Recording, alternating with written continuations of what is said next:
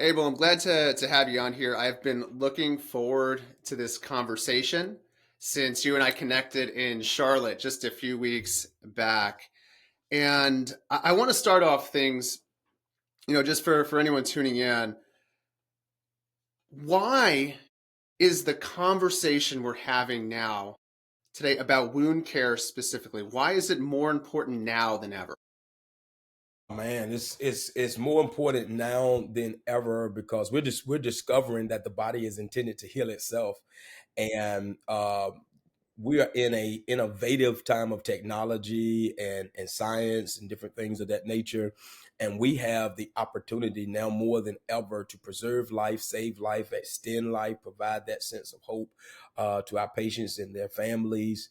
And now that we have that opportunity, we don't want to drop the ball. We want everybody to know it. Everybody who can benefit from what we're doing. We want to make sure that we are sounding the blast, sounding the alarm, and letting them know that something is available for them.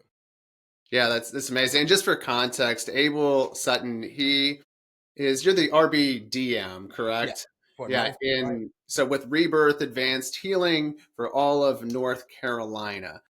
So, and the reason I bring that up is because one, Rebirth is in 23 states now, I believe, with Maryland, and that's grown tremendously the year and a half, 2 years that it's been in existence. Starting with just one state and now across 23, helping seniors, hundreds of them with chronic wounds. And can you just tell me a little bit more for those who maybe aren't familiar? What is it that Rebirth actually does, and who do we help? Well, actually, we are advanced care, wound care, healing. So we go a little extensively with conservative care. We actually deal with those chronic wounds that haven't been able to heal within those 28 days of trying conservative care. We get to take care of those wounds, of course, providing those embryonic grafts, which are the dry placenta to live birth deliveries, providing this new technology that I like to say to these wounds, and we're seeing amazing results. Wounds that haven't been able to heal for years are starting to see results within 6 to 8 weeks, and sometimes sooner with this new application. So I am so excited about this, and that's what we do. We extend that life by I like to say we minister to the wounds of our patients and the wounds of their families as well, just to give them mobility back, give them a sense of life back. So that's what we do. We are advanced care, advanced wound care, mobile advanced care wound care healing platform. Yeah, and so I think that's a key point there is the mobile aspect to this and be able to go into the patient's home wherever they call home, whether it's assisted living, um, maybe long term skilled nursing, or their private residence. Now, one of the things that's been interesting in just our conversation, right? You mentioned conservative care, chronic wounds. Like, what are the type of wounds that kind of fall under that umbrella of chronic? Like, what are we typically seeing? Well, we're typically seeing these wounds that haven't been able to heal within those 28 days, as we say, of trying that conservative. Why 28 days? Like, what? I guess what's the significance behind that? Well, the significance around the 28 days is we have to be able to justify that we have tried what we call conservative wound care on that wound with the debridement and the traditional wound care. So it goes a little beyond, all wounds don't qualify, right? We have to be able to make sure that we have made an attempt with that wound from a conservative, traditional wound care. And a lot of people are familiar with the traditional wound care that the wound care clinics provide, that we normally see the nursing provide, even in home health and some other divisions. Per Medicare guidelines, we have to make sure that we have at least made an attempt, a honest attempt to be able to heal those wounds. But we know a lot of these wounds are chronic wounds that haven't had response time to closure in those early 28 days. and once they pass that time, now they become chronic. These are deep wounds, chronic wounds, difficult to heal, and we get to treat those. Yeah. I've seen that a lot in my area too, where, and this is probably, across the US, but, those diabetic foot ulcers, right? The venous stasis ulcers that are Yeah, weeping and yeah, endlessly pressure sores. Up in my area here, we do a lot of work in assisted living facilities, and some of those folks have pressure sores, and we tend to see it more in those folks who may be wheelchair bound or hmm, sometimes even bed bound, and they have challenges offloading that wound and being able to shift, just creating an environment where wounds are likely to occur. And so when we get called in, right, it's sometimes it's those wounds that have been there for just 28 days.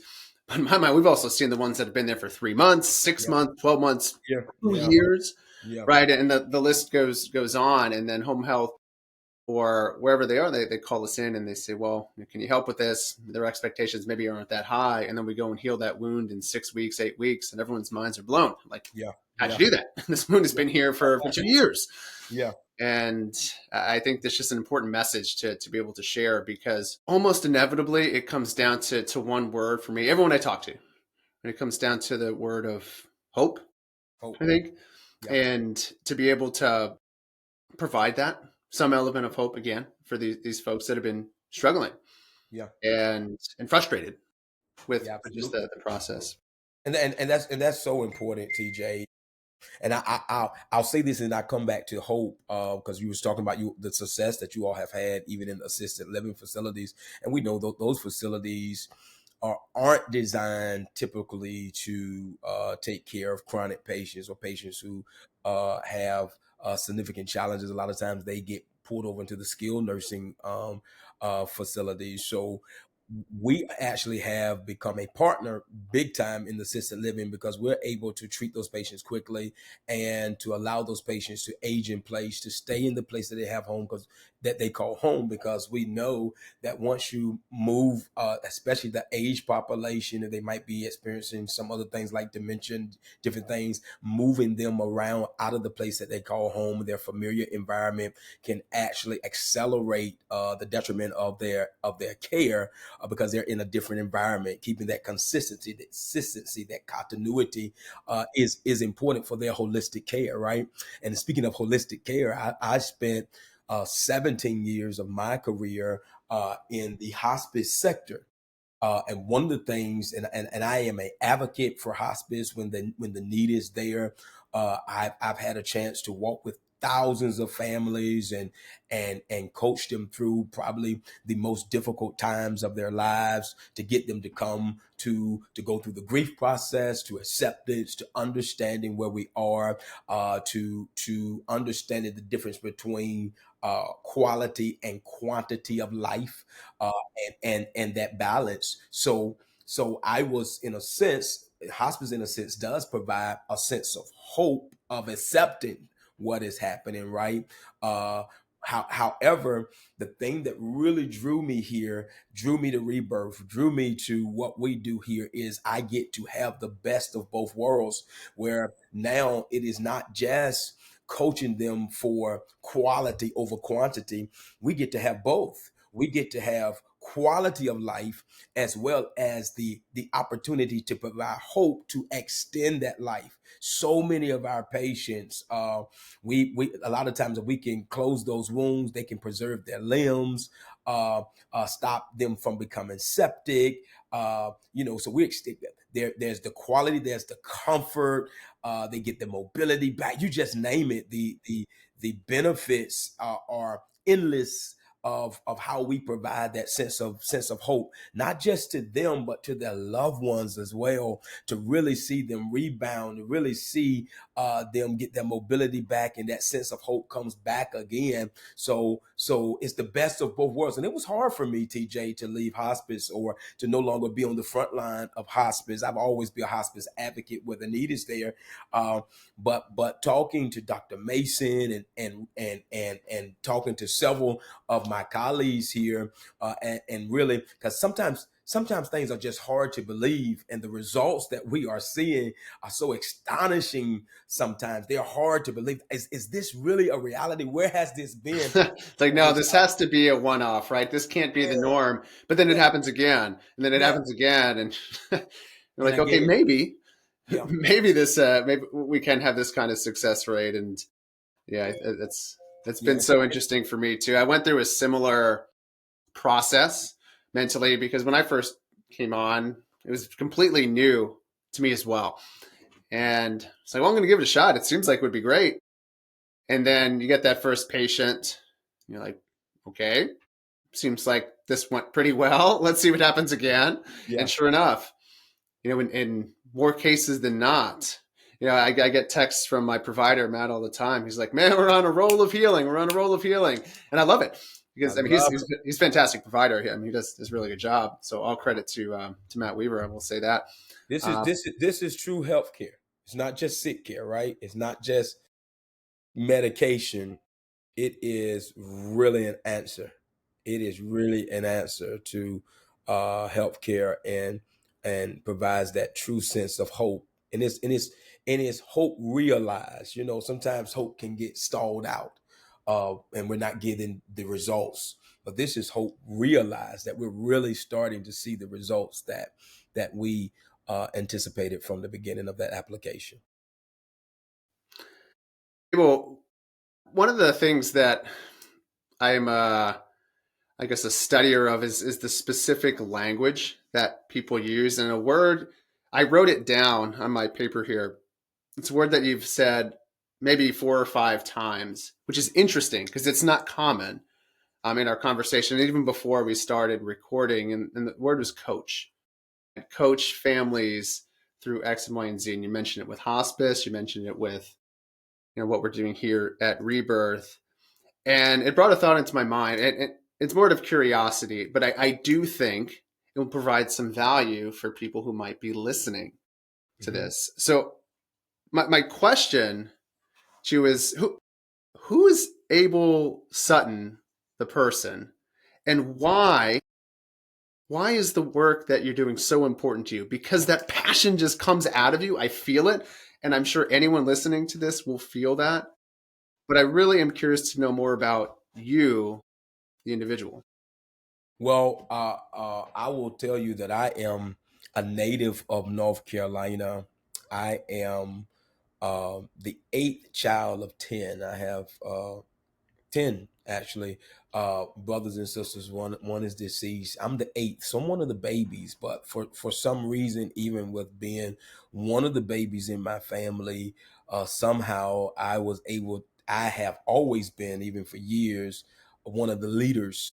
And I'm humbled and honored that even my older siblings actually um, see me as one of the leaders of our family. And it's just always been that way, and it transpired over even into my career. Of course, again, I've spent 17 years in the hospice industry, over 20 years in healthcare at large. And I think when of course, I'm married. My wife and I've been married for 18 years in next month. Woo! I think Congratulations. I think she's gonna let me live to see the 18 year. Maybe 19 or 20. We'll see. Yeah, man. And we have 5 beautiful children.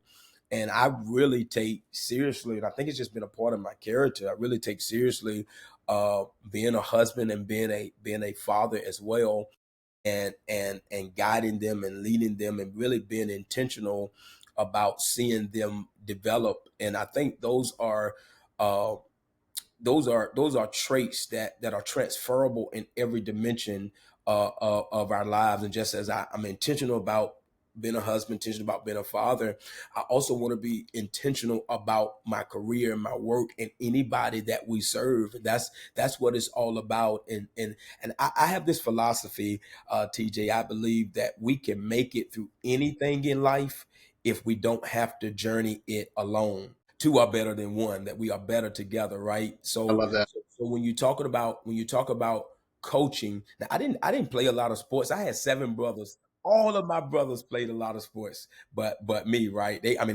were wrestlers, football, basketball, track, you just name it, they did it. But I was always the one in the stands.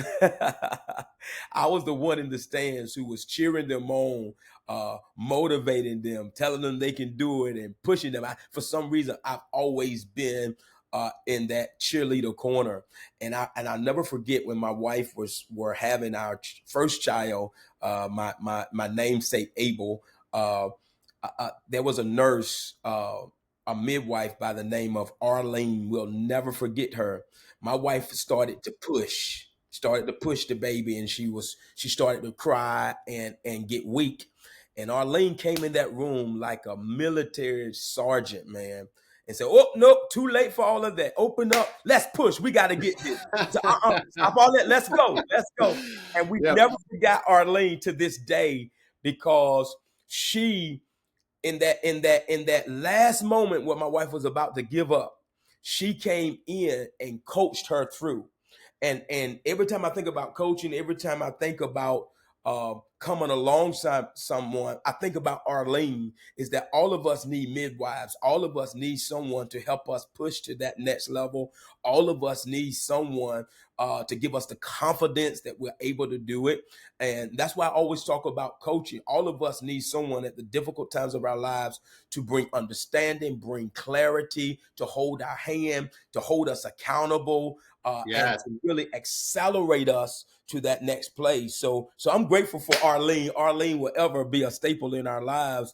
And sometimes we need Arlene's, and sometimes we have to be the Arlene to be able to coach. And I feel like even here at Rebirth, we are the Arlenes, to those who feel hopeless, those who feel helpless, those even to the physicians and the practitioners who have tried everything that they know to try, and all of a sudden we come in and say, "Hold up, let's push again. Let's Just one let's more push, right? one Let's try more this push. one more thing.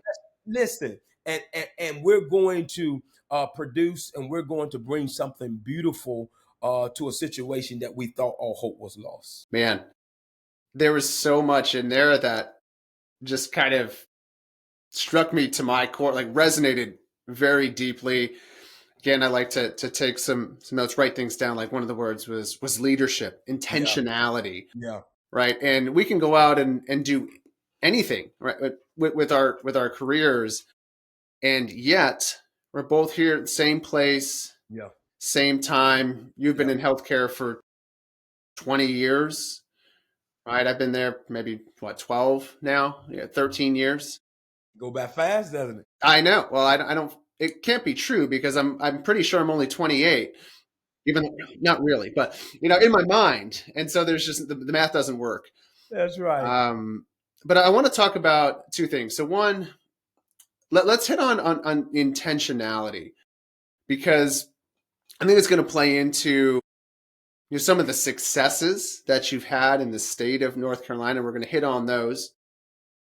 But being intentional, I think we look at this concept, right? Intentional with our messaging to our referral sources, intentional with the way that we communicate with patients and their families, intentional with the way that we show up at home for ourselves, right? Having a standard with that we hold ourselves to, but also the way that we lead our families. Like that was something that I felt when you said it. But talk to me a little bit about how you've approached kind of the state of North Carolina as a whole, how you're being intentional to reach as many patients as possible who are suffering now with chronic wounds. Absolutely. Well, the intentionality comes in. Of course, we have to make sure that we are identifying those on a grassroots level that are directly seeing, touching, impacting the patient population that we are searching for, right? So we partner with anybody in healthcare who's an advocate for this, for education, but we partner directly with our home health branches. We partner directly with our facilities, whether there be independent assistant livings or skilled uh, facilities, and our practitioners, our physicians, nurse practitioners, and so forth, who are on the front line, and our hospitals as well, who are on the front line of seeing these patients, and they are all looking for these answers. They have their patient population right there on their desk, right there on their senses, and we're just seeing the strategic way to be intentional is how do we partner together, right? So that we don't operate in silos. One person is doing this, one person is doing this, but how do we partner together and be able to have shared resources to be able to get to the population, educate them, and walk them through this. So it's the partnership that comes in with intentionality, with those that are on the front line, and the way that we're doing it in North Carolina. Yes, we will go anywhere that there's a need. We are placing our practitioners strategically across the state to be able to have quick responses, to be able to apply the graphs and different things of that nature. So we're strategically building the state out. We're heavily in the east, moving into the central. We'll be in the mountains. Wherever there's a need, so we are strategically doing that. And as we grow, as we expand, we will go market, and we use market loosely in the sense of educating, and making sure that the awareness is there in every pocket possible. Now, I mean, I love that, first of all. And second, I understand you just had a pretty big meeting. Was it this week? That It was actually last week. Last week. It was and actually last last. week with a home health company. Tell me a little bit more about that. How did that transpire? I mean, feel free to use the home health company's name Absolutely. if you'd like, and give them a little bit of a shout out too. But yeah, what happened leading up to that meeting, and I guess what were the results of it? Absolutely. We schedule in services, and that's really how we do it. We want to get in the presence of those providers, really walk them through who we are and what we do, walk them through the product, walk them through the successes that we've had with our previous patients in different platforms, different states, and so forth. And we had a chance to sit with Adoration in the Outer Banks, Adoration Home Health, and they provide hospice as well, to really show them the product, and they like I was were blown away with our success stories, our success rates that we've had. 98 percent success stories of getting wounds to close and different things of that nature, and they're just blown away, how we can prevent rehospitalization and all of those things. And they send the before and after pictures. I walk them through our website, because the thing that I love about us, we're very transparent about who we are, what we do, guidelines, the integrity, compliance. We just went through the whole spiel. And when we finished that conversation, that executive director says, just by the what we've talked about today, because we always ask the question after this conversation, can you think of any patients that their life will be better with this product? And at the end of that conversation, he says to me, he says, Mr. Sutton, I have at least 23 patients that I know who needs this today. 23. 23. And with me being in business, I mean, I want all 23. Just come on, give them to me. Let's roll. He says, but we strategically step back and say, hey, let's start with the first seven. Let's get them approved. Let's go through the process. Let's get all the paperwork in. Let's have the consults with the family so they understand who you are and what's happening. And then we'll kind of flow from that. So we've already started, man. We've already started with those seven, and we are super excited about the results that will transpire from it. And so again, the big thing that we hit on during our time together in Charlotte was the word trust and the things that build it. Now, I'd have to imagine for an agency, you walked into this home health agency. Obviously, there was some rapport, there was some trust building up to the time that you did that educational in service. But for that director to come out and say, hey, I've got 23 patients for you, I mean, not all at once, right? You've clearly built up an immense amount of trust with them to say, hey, you're an extension of us. I trust you with the care of my patients to ideally get these wounds healed.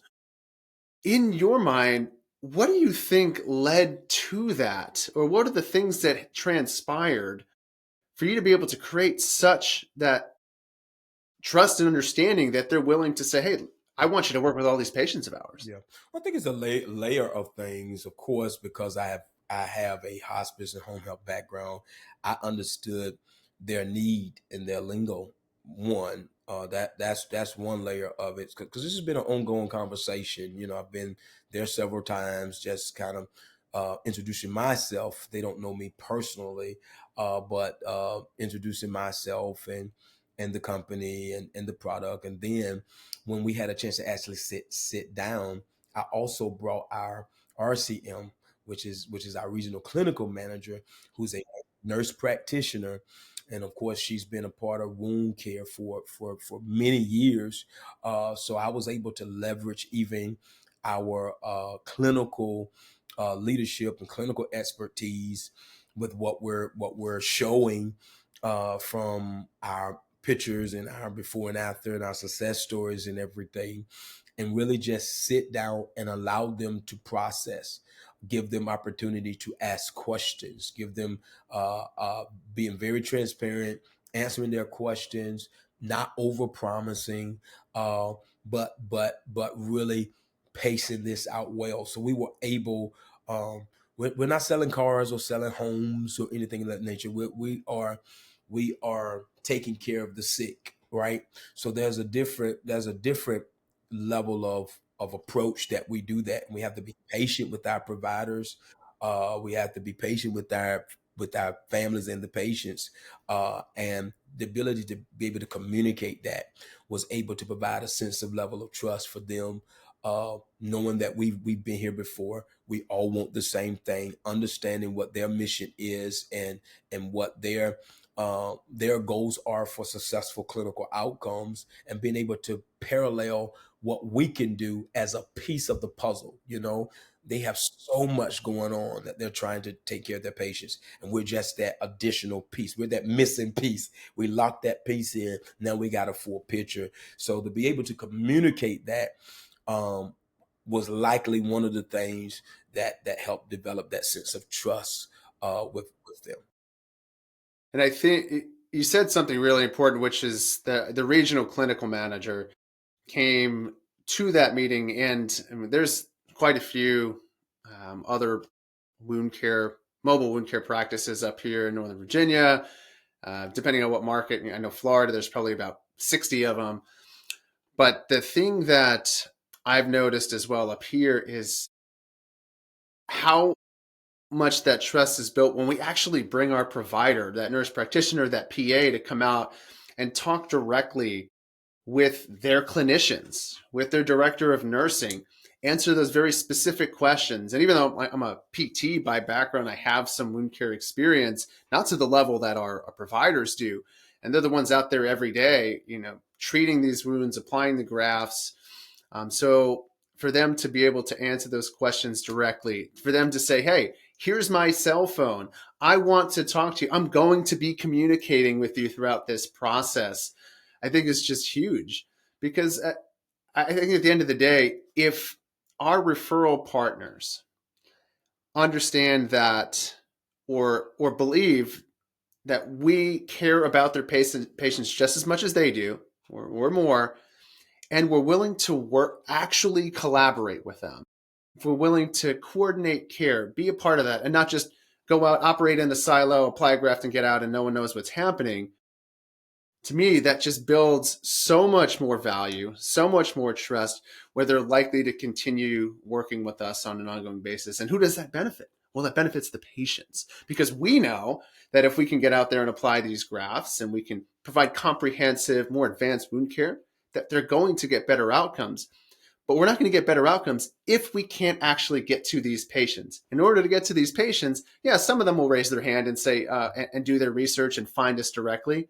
But the large majority are going to come to us because one of our referral partners out in the community identified a patient. Hey, I'm working with Mrs. Jones. She's got a stage 2 pressure ulcer on her sacrum.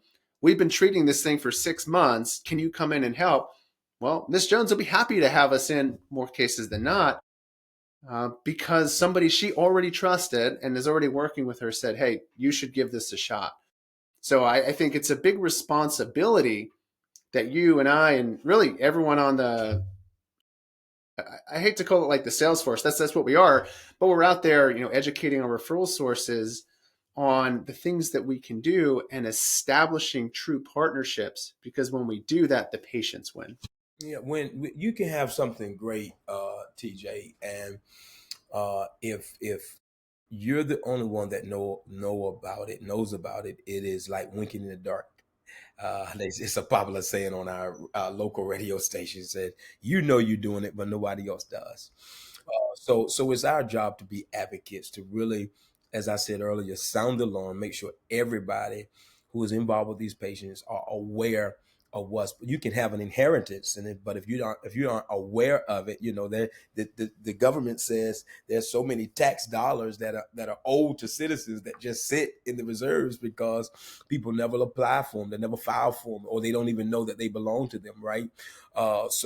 So it is our job as business development, as sales force, as educators, as practitioners, clinicians, or whatever, to make sure that everybody knows. And as you said, we don't operate in silos. In silos, this is a partnership. And one of the things that I communicate to all of our partners is that we are in this together.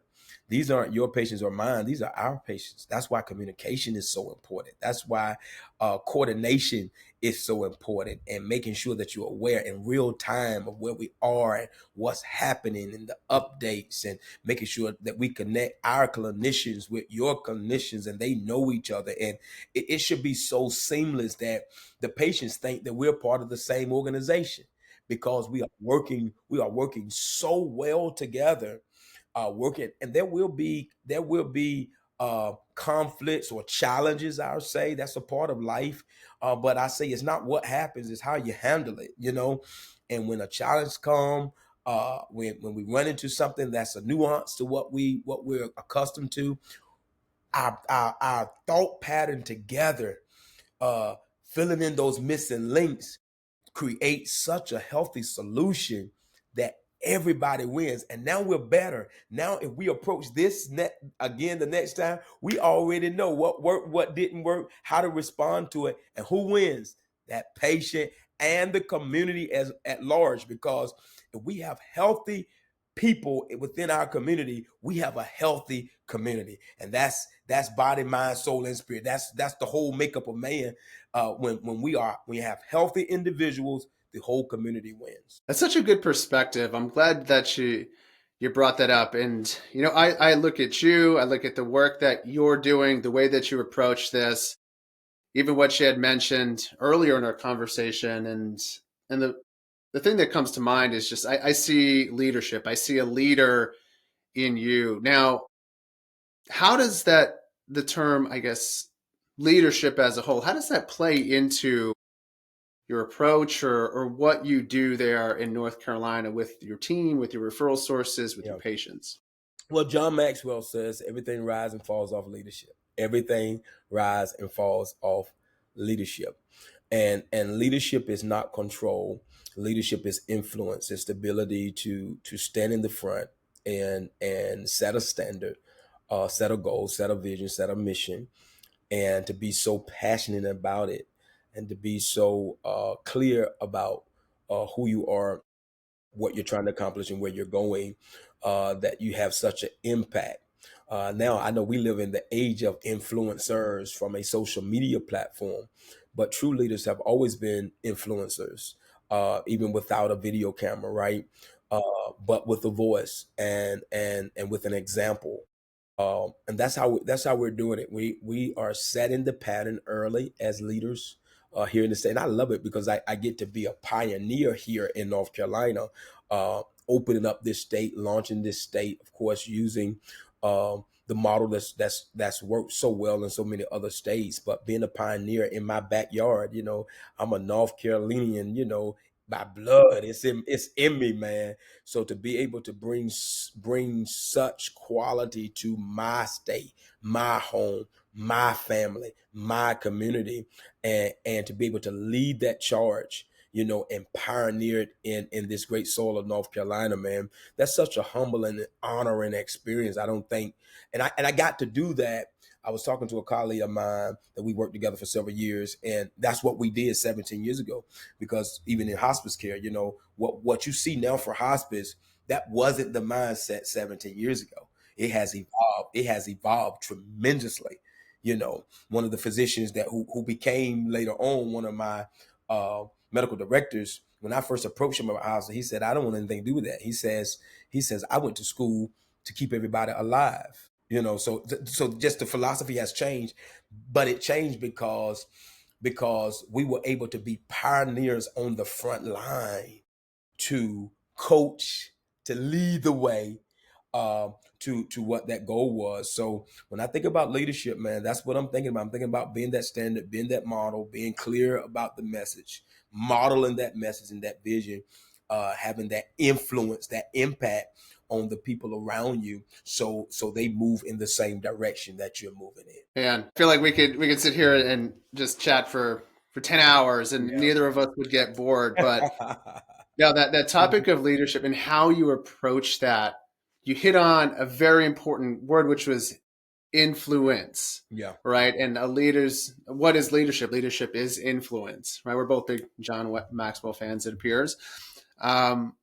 But no, it's super interesting because I've had this thought in my mind too. And, as we're part of the Salesforce at large with Rebirth, right? We have division managers, we have regionals, we have regional sales managers, all these different folks.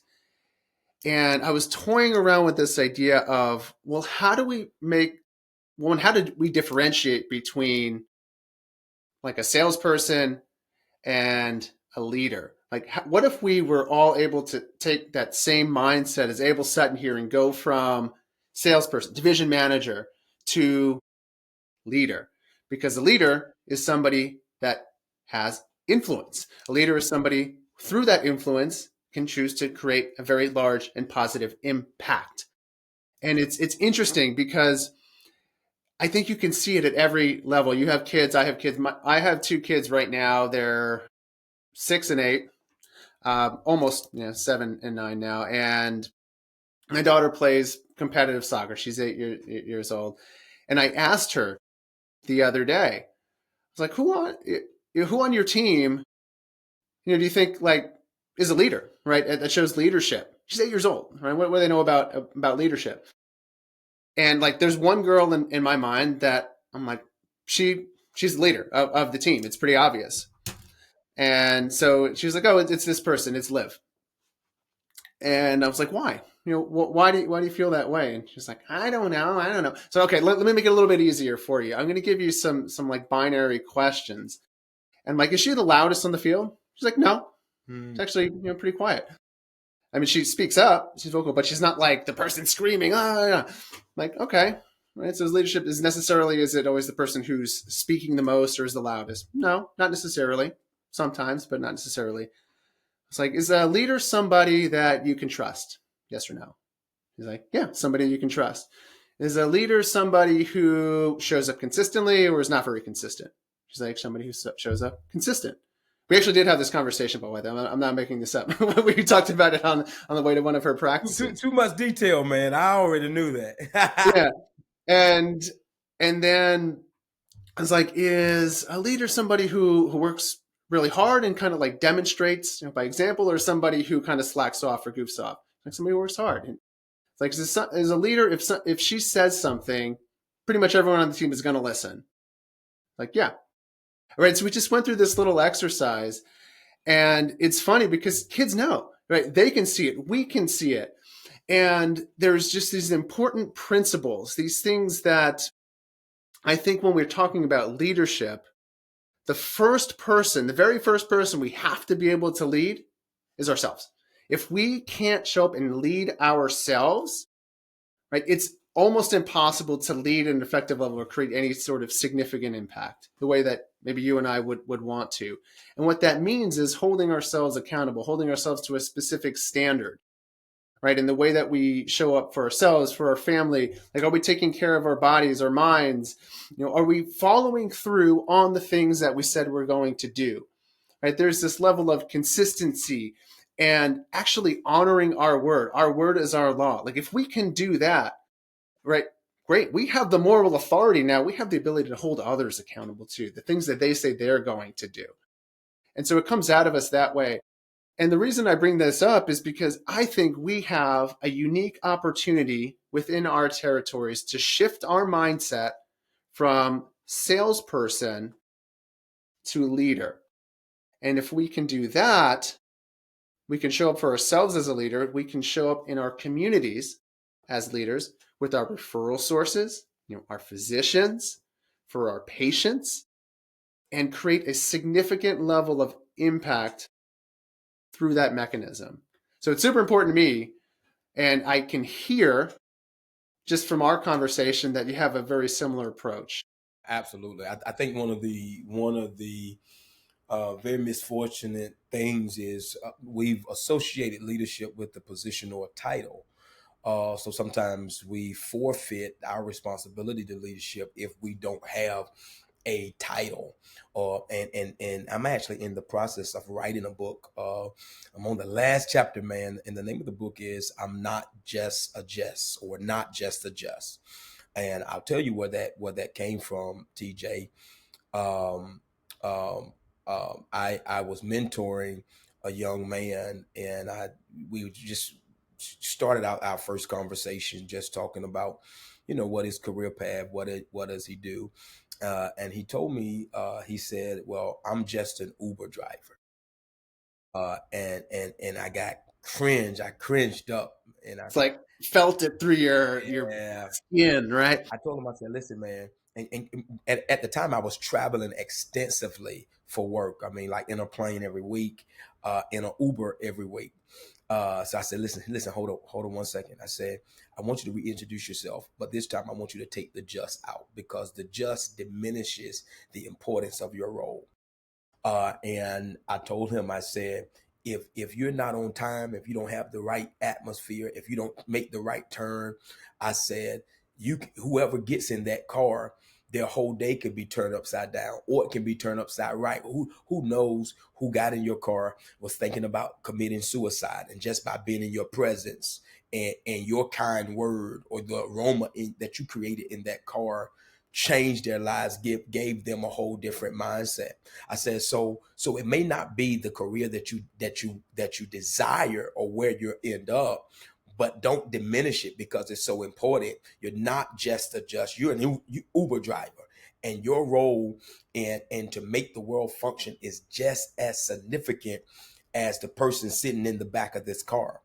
And that's how we have to approach leadership, that wherever we are in a corporation, wherever we are in a family, wherever we are in a community, we're not just a just. We have to see ourselves as significant. We have to see ourselves as able to have influence wherever we are.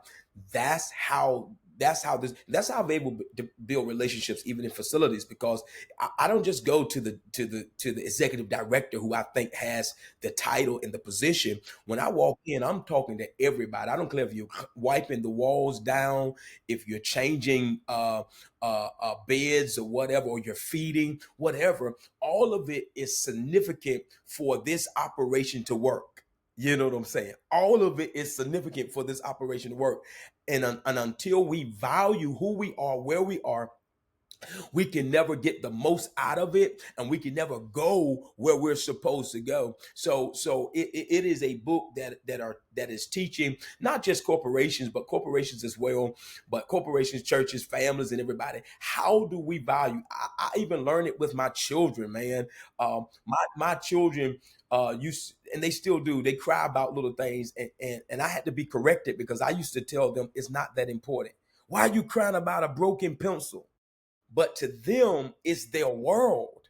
is so significant, and I cannot be insensitive to what's significant to them from their angle and their perspective and their vantage point. So trying to get us all to see our worth, our value. We cannot measure it on a title. We cannot measure it on a pay scale, whatever that is. And until we value ourselves, no one else will ever value us. You have to demand the level of respect and value on your life, and you have to own it first.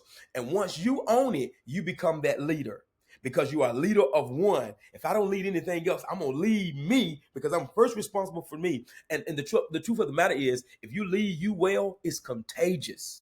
It's Yes, sir. contagious. Other people will gravitate to it. It's magnetic, right? There's It's this like the charisma effect, and yeah. people.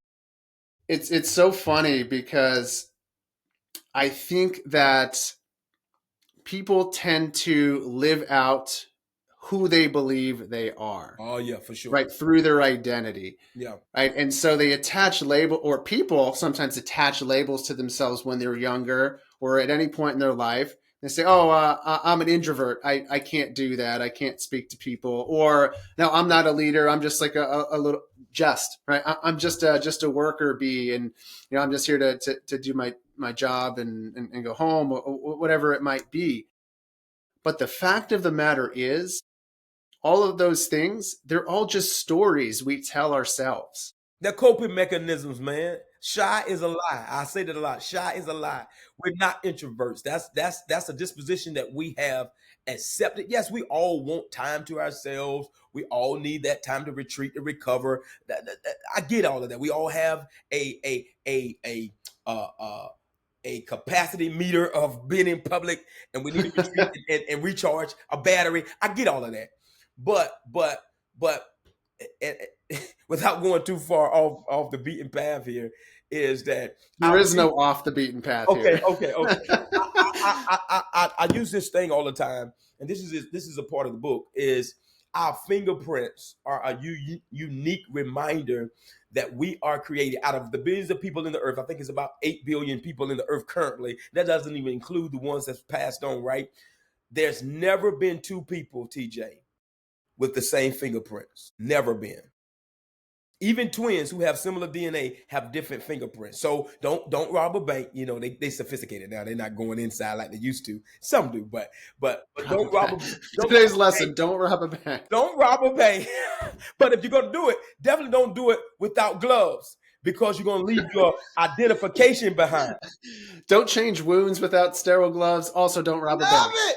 So There we so go. here's the thing. Here's the principle in life is, if we were to do an investigation on where your fingerprints have been, would you be guilty of being in the place you were created to be? Or did you diminish that role by saying you're just a Jess, and you did not fully put your hands on the assignment where you were at the moment? It takes us all to make this happen, man. I think a good leader has the ability to allow others to feel seen and heard and to pull Yeah. that out of them. Oh, Because yeah. one of the things I can tell you is that if you're able to change your beliefs and believe that, I am capable of more, and it doesn't need to start all the way up here. Maybe it's just a little step.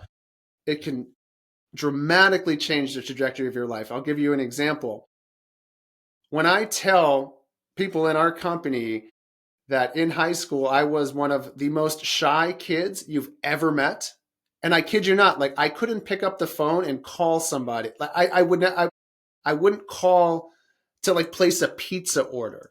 I wouldn't order my own food at a restaurant for the longest time when I was with my parents, and because I had this belief that I was shy. I didn't like talking to other people.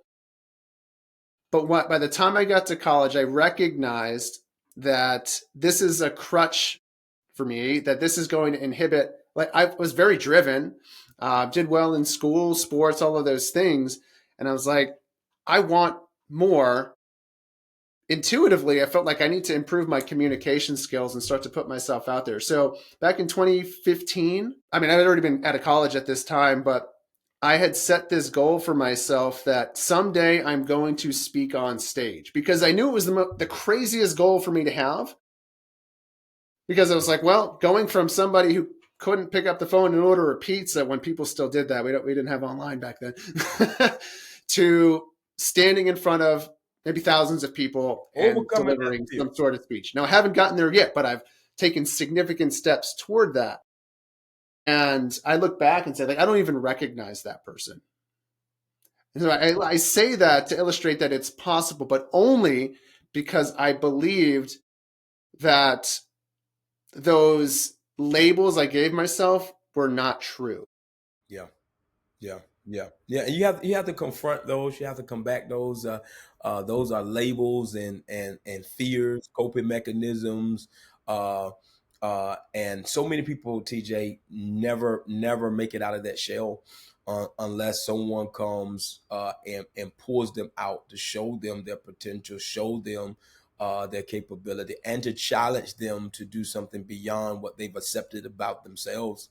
Uh, and that's almost a miracle, a transforming mental miracle where you believe something is possible beyond what you have accepted before, and overcoming those fears. You know what I'm saying?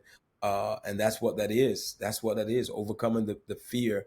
And some of us cope with fear, and we make a whole psychology out of our fears, so that as a coping mechanism. And you're right, it inhibits us, and it prevents us from really realizing life to its full capacity.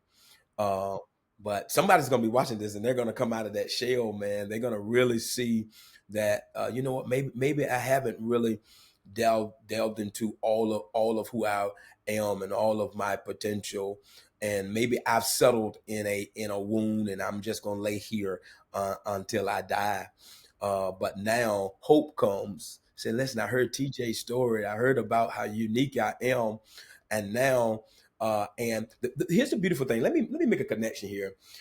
These grabs come from dry placenta, right? It is the body healing the body.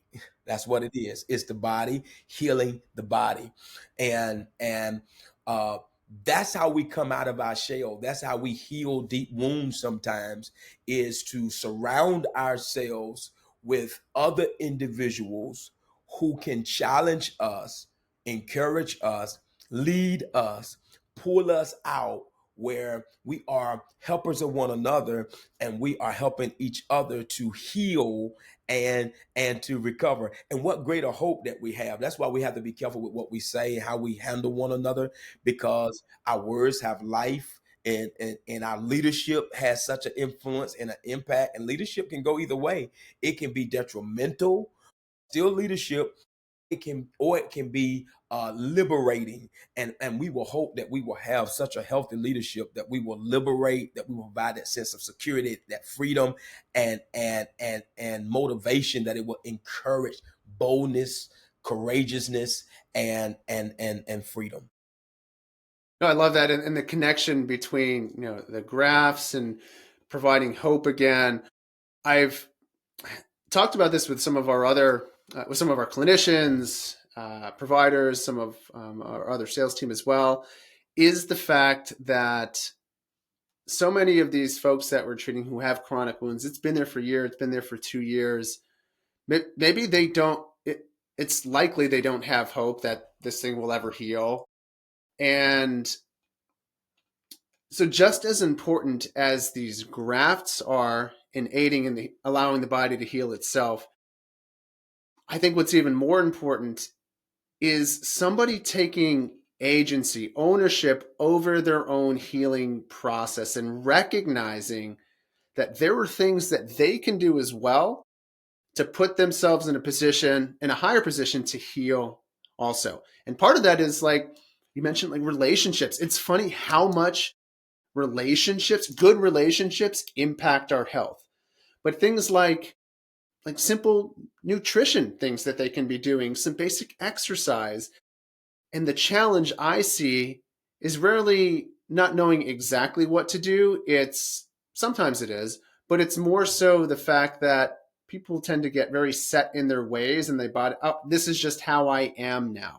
And so it becomes, again, back to their identity. And so they have to actually believe that there are things that they can do that will help them heal. And if we pair that with high quality advanced wound care and these grafts, that's when we have 98%. It's not like all the wounds have healed, but healing rate. We've improved 98% of the wounds that we've grafted in all of quarter 2, which is a fantastic number. And so I think our providers do a really good job on the education piece in helping these folks understand, like, okay, these are the other factors that influence your health, but now the onus is on the patient and their family as well to actually execute on those things. And that's the bigger challenge. And I think providers for a long time, you look at doctors and say, oh, I told them what to do. They didn't do it. Or home health providers, like, oh, I told them they need to do these exercises, eat this way. They didn't do it.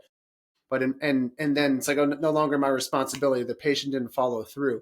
My perspective is that we should take more responsibility, right? And it's not just telling, right? Because there's a difference between teaching and education. It's like, how do we influence these folks to want to do these things, to actually follow through on them? Because we know if they do them, the results are going to be here more times than not.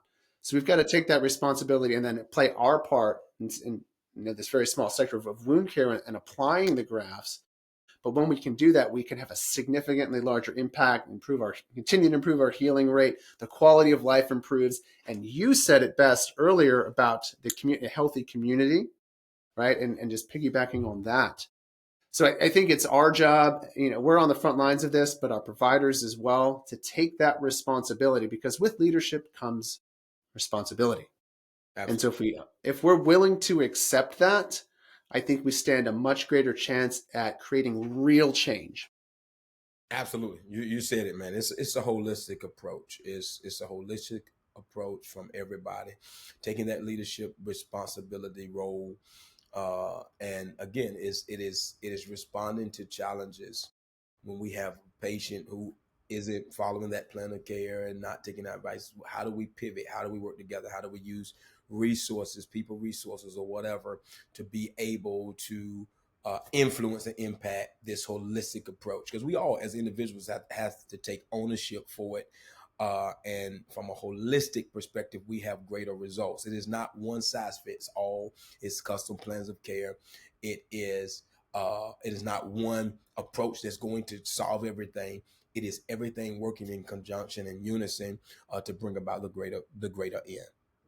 And I love where this conversation has gone. And for the sake of getting out there and helping more folks today, I want to leave our listeners just with one last question. So if, say, someone from a home health, maybe you're a director of a home health agency, maybe you're in an assisted living, and you have your residents and your members, and you're thinking about, oh, maybe this is a service that we could use.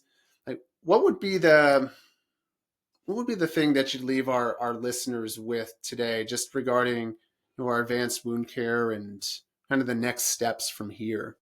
Well, the next steps from here for our listeners, one, we do want you to go to our website, the Rebirth website, and just read everything that you possibly can. Educate yourself, right, about who we are, what we do in our product, and everything. But more importantly than that, those that are in my territory, North Carolina, I want you to reach out to me directly, because I want to have a one-on-one conversation with you, walk you through, answer all your questions, build that relationship, introduce you to our team, so that you can know this. It is not just a website out in outer space. These are real people. We are being human.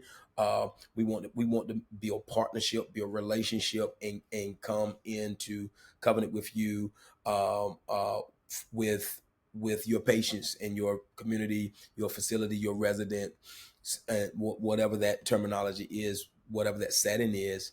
So we want the opportunity to come and work with your staff, walk through in service and all of those things. Um, that will be the best approach, allowing us to come and just have that conversation. Conversation is so important to us. It's amazing. Abel, thank you. Thank you I'm so much, TJ. grateful for your time this morning.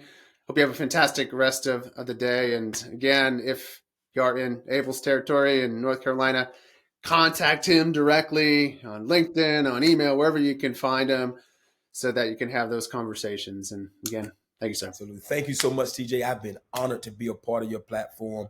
Love what you are doing. Virginia, TJ is just a state above me, but Virginia has been the model. We've learned so much from this team. They've been successful for so long. It's been so good. I was just anxious. We got to get this to North Carolina. So, TJ, thank you so much for setting that standard, being a model, and just being a forerunner and making sure that our patients and our communities benefit from this great product. We're gonna make you proud here in North Carolina. Thanks, sir.